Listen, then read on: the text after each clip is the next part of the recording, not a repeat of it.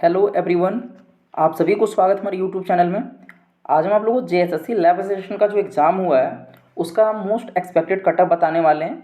इसमें क्या आपका सेफ स्कोर रहने वाला है और ये सारे जो सब्जेक्ट वाइज हम इसमें डिस्कस करने वाले हैं कि केमिस्ट्री का आपका कटअप कितना रहने वाला है, फिजिक्स का कितना रहने वाला है, बायो का कितना रहने वाला है और इसमें क्या है कि नॉर्मलाइजेशन की शिफ्ट में कितना हो सकता है, क्योंकि ये डिफरेंट डिफरेंट शिफ्ट में हुआ है तो जाहिर सी बात है इसमें नॉर्मलाइजेशन भी होगा।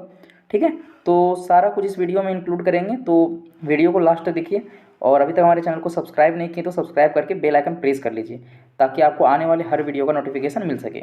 चलिए वीडियो को स्टार्ट करते हैं। तो फ्रेंड्स, आप लोगों को पता होगा कि एग्ज़ाम जो आपका यहाँ पे 27 तारीख से स्टार्ट हो चुका था, ठीक है, और एग्ज़ाम आपका ये समाप्त भी हो गया है। जो जो शिफ्ट बचा हुआ था वो हो चुका है इसमें, ठीक है। तो सबसे पहले बात करने वाले हैं इसमें कि देखिए जो नॉर्मलाइजेशन है इसमें जाहिर सी बात है आपका बहुत सारे शिफ्ट में हुआ है तो नॉर्मलाइजेशन भी होगा, ठीक है। तो किस शिफ्ट में कितना होने वाला ये तो अभी नहीं, लास्ट में इसको कवर करेंगे। सबसे पहले यहाँ पे देखिए जो एक इसमें बहुत सारे स्टूडेंट का एक मेजर डाउट आ रहा था कि बहुत लोग पूछ रहे थे कि सर जैसे मान लेते हैं जैसे मेरा जो मेन पेपर था, जैसे ऑनर्स पेपर जो था वो केमिस्ट्री था और हम जूलॉजी जो जो सेकेंड जो प्रेफरेंस था उसमें मान लेते हैं कि हम बायोलॉजी फिजिक्स रखे थे या फिर बायोलॉजी रखे थे, कुछ भी रखे थे। अगर मान लेते हैं कि केमिस्ट्री में नंबर कम रहा और केमिस्ट्री से ज़्यादा मान लेते हैं फिजिक्स में रहा नंबर, ठीक है, नंबर उसमें ज़्यादा आ गया और कट ऑफ क्लियर हो गया उससे, तो क्या मेरा सिलेक्शन फिजिक्स में हो सकता है? तो बिल्कुल आपका हो सकता है, ठीक है। इसीलिए तो आपका ये एग्ज़ाम लिया गया है, नहीं तो अगर होता ही नहीं सिलेक्शन तो फिर आपका एग्ज़ाम क्यों लिया गया? प्रेफरेंस इसीलिए तो भरा गया था, ठीक है। तो ये डाउट आप लोगों को क्लियर हो गया है कि अगर केमिस्ट्री आपका ऑनर्स होगा या फिर जो भी आपका ऑनर्स होगा और उस ऑनर्स में अगर आपका नंबर कम होगा, ठीक है, और जो प्रेफरेंस वाला जो पेपर है उसमें अगर नंबर आपका ज़्यादा आ गया तो और उसमें कट ऑफ आपको क्लियर हो गया तो आपका पोस्ट उसमें मिल जाएगा, उसमें आपका सिलेक्शन हो जाएगा, ठीक है। आपको ऑनर से कोई लेना देना इसमें नहीं है। अब देखिए यहाँ पे बात करते हैं कट ऑफ का। तो जितने भी सारे स्टूडेंट्स यहाँ पे जो एग्ज़ाम देके आ रहे थे, खास करके केमिस्ट्री वाला का भी बात कर रहे हैं, उसके बाद फिर आप लोग को हम यहाँ पे फिजिक्स का बताएंगे, फिर यहाँ पे बायोलॉजी का बताएंगे, ठीक है। तो सबसे पहले यहाँ केमिस्ट्री का बात कर लेते हैं कि जितने भी स्टूडेंट्स केमिस्ट्री का जो एग्ज़ाम दे के आ रहे थे वो लोग बता रहे थे, मेरे कुछ साथी एग्ज़ाम देने गए थे तो वो लोग बता रहे थे कि जैसे पेपर जो था वो बहुत ज़्यादा इजी भी नहीं बोल सकते हैं और बहुत ज़्यादा टफ भी नहीं बोल सकते, मॉडरेट आया था पेपर और न्यूमेरिकल उतना बहुत ज़्यादा इसमें नहीं दिया गया था, ठीक है। तो जो लगभग जो सेंटर से जो निकल रहे थे और सारे लोग जो बोल रहे थे कि कितना अटैम्प्ट, तो सारे यहाँ पे बोल रहे थे कि नहीं 120 अटैम्प्ट करके आए हैं, तो कोई बोल रहा था 125, कोई कोई तो 130 भी बोल रहा था, ठीक है। तो पेपर इतना average on on an average 120 से 125 के बीच में सब लोग अटैम्प्ट लिया है उतना। लेकिन अटैम्प्ट लेने से नहीं होता है, क्योंकि जब आपका आंसर की आएगा उस टाइम आपका कुछ सिली मिस्टेक भी होगा, हो सकता है आप अगर जो क्वेश्चन मान लेते हैं जो आंसर सही भी जान रहे होंगे तो जहाँ ऑप्शन ए में क्लिक करने की बजाय आपका ऑप्शन बी क्लिक हो गया होगा, तो कुछ सिली मिस्टेक्स भी होती है, ठीक है। तो अटैम्प्ट लेने से जो डिसाइड कर लेता है कटअप वो बिल्कुल गलत है। अटैम्प्ट से कटअप कभी भी क्लियर नहीं होता है, ठीक है। तो जितने भी जैसे आपका अटैम्प्ट मान लेते हैं एवरेज 120 या 130 रहा, ठीक है, तो इतना कटअप अभी तो डिसाइड नहीं कर सकते हैं, क्योंकि देखिए एक्यूरेसी कितना उसमें मेंटेन, इसमें बहुत सारे फैक्टर हैं वो इसमें काम करते हैं, ठीक है। जैसे कि आपका टोटल नंबर ऑफ वैकेंसी कितने हैं, फिर उसमें जो अटेंडेंस कितना रहा उस दिन, ठीक है। और आपका जो है सबसे बड़ा जो फैक्टर है इसमें देखिए डिफरेंट शिफ्ट में हुआ है तो पेपर जाहिर सी बात है किसी में पेपर जो थोड़ा सा लो आया होगा, किसी में हाई, किसी में थोड़ा सा मॉडरेट आया होगा। तो नॉर्मलाइजेशन भी इसमें देखिएगा, जिसका पेपर ईजी आया होगा तो थोड़ा उसको लॉस सहना पड़ेगा, जिसका थोड़ा मॉडरेट आया होगा उसको थोड़ा फ़ायदा होगा, ठीक है। तो इसमें भी जो थोड़े जो एवरेज स्टूडेंट होंगे और जो जो मतलब जैसे कि जो उनका अगर मॉडरेट शिफ्ट में फंस गए होंगे वो लोग, तो फिर उनको फ़ायदा होगा।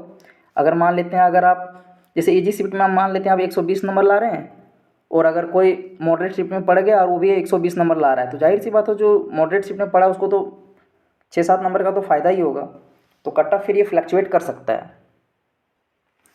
और आप लोग को ये भी पता है कि जैसे जो पेपर जो था ये पेपर 1 जो था वो क्वालिफाइंग इन नेचर में था और जो आपका जो सेकंड पेपर था वो मेरिट बेसिस पे है। और जो सेकंड पेपर में आपका जो है ये मार्क्स जो है टोटल जो क्वेश्चन है वो 150 क्वेश्चन है और उसमें आपका 300 मार्क्स का है। तो जैसे पेपर 1 तो जाहिर सी बात है, देखिए अगर बहुत उसमें भी अगर कुछ बच्चे अगर क्वालिफाई नहीं करते हैं तो उनका कॉपी चेक नहीं होगा, तो फिर वहाँ पे आपका जो मेंस में फिर वो लोग जो कुछ स्टूडेंट्स वहाँ पे भीड़ थोड़ा कम होगा। लेकिन ऐसा मान के चलिए कि 90 से लेकर 95% बच्चे तो पेपर 1 को ऐसे क्वालिफाई कर ही लेंगे, क्योंकि उसमें हिंदी हिंदी था और फिर जनरल अवेयरनेस था, ठीक है। तो वो तो क्वालिफाई कर लेना ही था, क्योंकि 33 मार्क्स उसमें लाना था, ठीक है। तो जो केमिस्ट्री का बात बता रहे हैं कि जो मैक्सिमम स्टूडेंट्स जो यहाँ पे नंबर ला रहे थे, मतलब जो अपना स्कोर शेयर कर रहे थे कि इतना अटैम्प्ट करके आए on the basis of attempt, ठीक है। तो वो लगभग का जो ऑन एन एवरेज जो रहा वो 125 के आसपास था अटैम्प्ट उन लोग का, ठीक है। विथ एक्यूरेसी पता नहीं अभी, वो तो आंसर के आने के बाद ही पता चलेगा।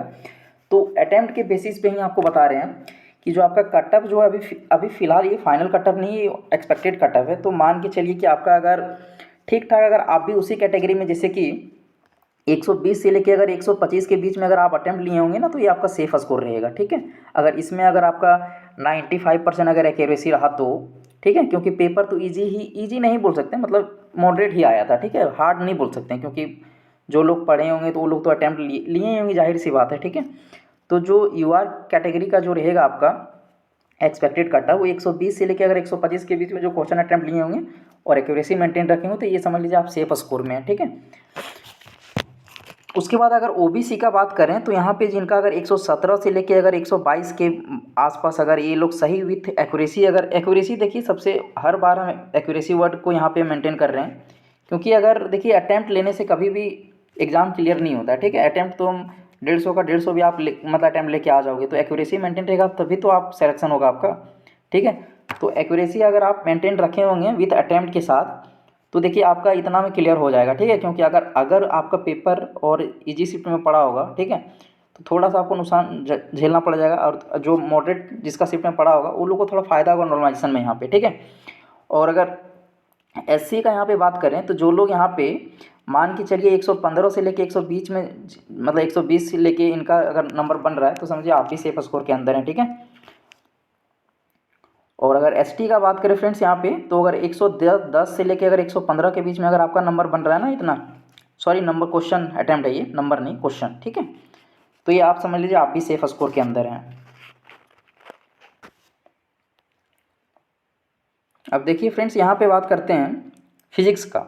तो देखिए फिजिक्स का भी सेम सिचुएशन था, इसका भी, इसमें भी बहुत ज़्यादा न्यूमेरिकल नहीं आया था, ठीक है। पेपर इसका भी बहुत ज़्यादा टफ नहीं आया था, मतलब मॉडरेट बोल सकते हैं। ईजी भी देखिए, ईजी बोलना आज के टाइम में बेवकूफ़ी है, ईजी तो नहीं बोल सकते हैं क्योंकि पेपर इतना भी ईजी नहीं आ रहा जितना आप लोग सोचते हैं। बहुत ज़्यादा सिली मिस्टेक, अगर पेपर बहुत ज़्यादा ईजी आ गया तो उसमें भी सिली मिस्टेक होने के चांसेस बहुत ज़्यादा होते हैं, ठीक है। देखिए अगर कोई अगर पेपर आपका दिया होगा इस बार का सीजीएल मेंस, ठीक है, 2022 वाला, जिसमें 37,000 समथिंग वैकेंसी था, तो देखिए उसमें पेपर इजी ही आया था, लेकिन एग्जामिनर देखें आप लोगों को कितना फंसाया, कितना स्पेलिंग मिस्टेक आप लोग में आप लोग से मतलब इंग्लिश में करवाया है। अगर जो दिया होगा उसको अच्छे से पता होगा। कंप्यूटर में तो भर भर के सिली मिस्टेक करवाया था पहली बात, ठीक है। और इंग्लिश में तो पूरा जो क्लोज टेस्ट था, पैसेज वगैरह था, PQRS वगैरह, इस समय इतना सिली मिस्टेक करवाया, पेपर बहुत ईजी था। तो ईजी होना इसका मतलब ये नहीं कि कटअप बहुत डाउन जाएगा, हो सकता है बहुत कटअप अप भी चला जाए, बहुत बार ऐसा होता है, ठीक है। क्योंकि जब पेपर जब भी इजी आता है तो हमेशा सिली मिस्टेक होने का चांसेस बहुत ज़्यादा हाई रहता है, क्योंकि आप उस चीज़ को आप इग्नोर करेंगे क्योंकि इतना इजी आ नहीं सकता है, क्योंकि हमेशा आप टफ दे के बैठे हुए हैं, ठीक है। तो इसलिए सिली मिस्टेक बहुत ज़्यादा होता है।